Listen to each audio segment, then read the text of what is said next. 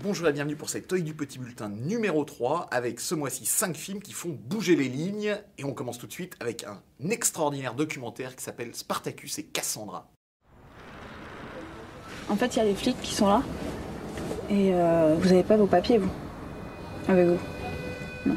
Ils arrivent quand? Ils sont là, et je sais pas quand est-ce qu'ils vont rentrer. Des documentaires, il y en a à l'appel chaque mois sur les écrans, mais Spartacus et Cassandra sort clairement du lot. Le film est réalisé par Ioannis Nuguet et raconte l'histoire de deux enfants roms qui sont tiraillés entre, d'un côté, leur famille naturelle, c'est-à-dire des parents relativement irresponsables, puisque le père sombre dans l'alcoolisme pendant que la mère sombre dans la folie, et puis de l'autre, une jeune acrobate de cirque qui les a recueillis et qui décide de leur donner une chance dans la vie, c'est-à-dire une éducation et surtout un toit. Et le film raconte donc comment est-ce que les gamins sont ballottés entre ces deux bords-là. Et quelque part, ça raconte extrêmement bien ce qui peut être le sort des Roms aujourd'hui, c'est-à-dire entre le nomadisme et la sédentarisation, entre la volonté de s'intégrer à la société française et la volonté aussi de garder des racines. Le film n'est pas du tout didactique et au contraire, il est très stylisé. On peut dire qu'il se situe quelque part entre Terrence Malick et Ken Loach. Ken Loach parce qu'il y a des scènes d'une intensité inouïe entre les parents, l'éducatrice, les enfants, ou entre l'éducatrice, la justice et les parents.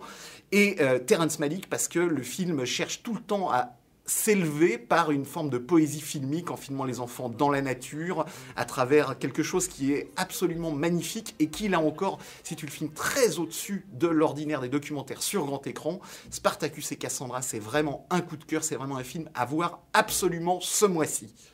Les lignes, ça fait bien longtemps qu'il les fait bouger, mais Quentin Dupieux, avec son nouveau film Réalité, va carrément les faire exploser, puisque ce film indéfinissable, inclassable, en même temps on va me dire c'est pas étonnant vu que c'est du Quentin Dupieux, mais quand même là il va très très loin, puisque avec ce film qui est vraiment le plus franco-américain de tous ces films, puisque le casting est moitié français avec notamment Alain Chabat, Élodie Bouchez ou Jonathan Lambert, et de l'autre moitié américain, notamment avec quelques habitués de son cinéma. Il est tourné à Los Angeles, moitié en français, moitié en anglais, sans raison valable d'ailleurs.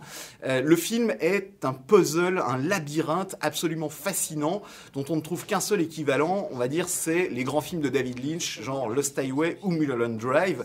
Il est assez irracontable, on pourrait dire que c'est l'histoire d'un apprenti cinéaste qui décide d'enregistrer le cri parfait pour un film d'horreur, mais ça serait vraiment pas représentatif de ce qu'on voit sur l'écran. À l'écran, on a une suite de personnages qui sont complètement étranges, mystérieux, énigmatiques, et on a surtout une construction qui fait qu'on a l'impression de regarder une espèce de VHS qui se rembobinerait sans arrêt et dont on changerait en permanence les scènes, le sens, jusqu'à un vertige total. C'est à la fois extrêmement drôle, extrêmement ludique et extrêmement fascinant. C'est un film qui nous enferme à l'intérieur de sa construction, dont on n'arrive pas à sortir et dont on sort totalement ébloui. On peut le dire, c'est le chef-d'œuvre de Quentin Dupieux. Tu diras rien, hein? Faudra rien dire à personne. Ok.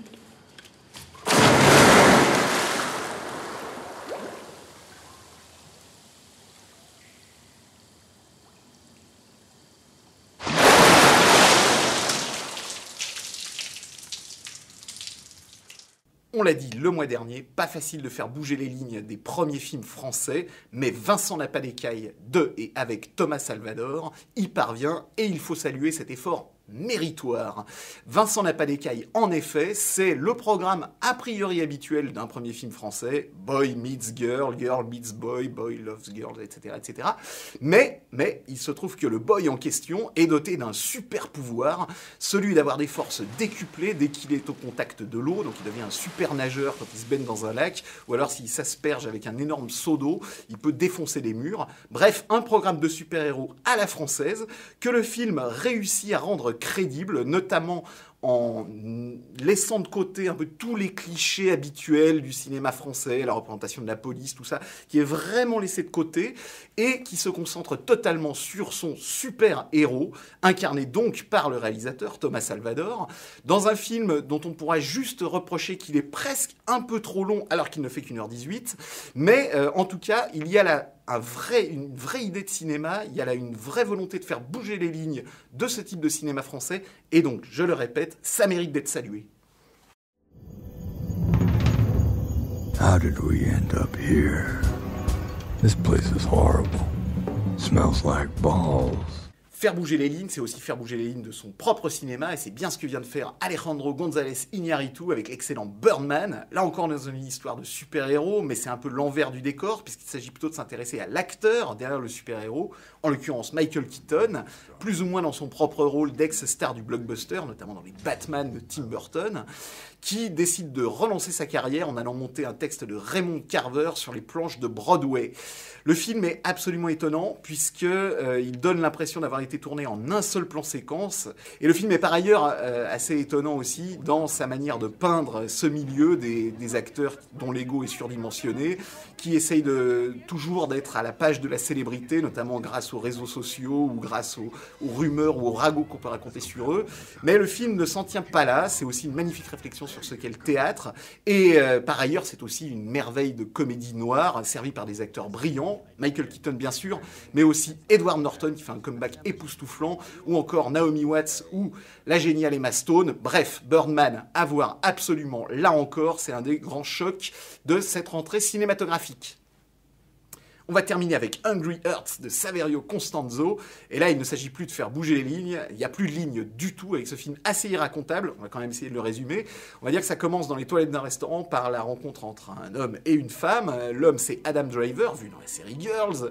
La femme, c'est Alba Rohrwacher, une actrice italienne qui était déjà dans le précédent film de Saverio Costanzo, excellent d'ailleurs, La solitude des nombres premiers. Et passé cette rencontre, a priori tout va bien, love story classique, ils s'installent ensemble, ils décident de fonder une famille, et ensuite tout se détraque, et on n'en dira pas plus, puisque le film, parti sur cette espèce de chronique d'une love story, finit par virer au thriller polanskien, c'est-à-dire un film sur l'enfermement par rapport au monde extérieur, mais aussi l'enfermement à l'intérieur de soi. Le film est assez surprenant dans sa manière de chercher une forme cinématographique pour raconter la manière dont les personnages sont progressivement coupés du monde, la manière dont ils essayent de vivre en vase clos. Le réalisateur utilise des objectifs extrêmement particuliers pour donner cette impression de menace permanente. C'est un film très étrange, très inquiétant, qui laisse pas du tout en paix après la fin de sa vision, qui hante beaucoup ensuite. C'est évidemment une expérience de cinéma, mais après tout, c'est ça, faire bouger les lignes, c'est proposer des choses nouvelles pour le cinéma de demain, et c'est bien ce que fait Hungry Hearts et Saverio Costanzo. Voilà, c'est tout pour cet œil du petit bulletin numéro 3. On se retrouve le mois prochain pour une nouvelle sélection de films à voir impérativement au cinéma.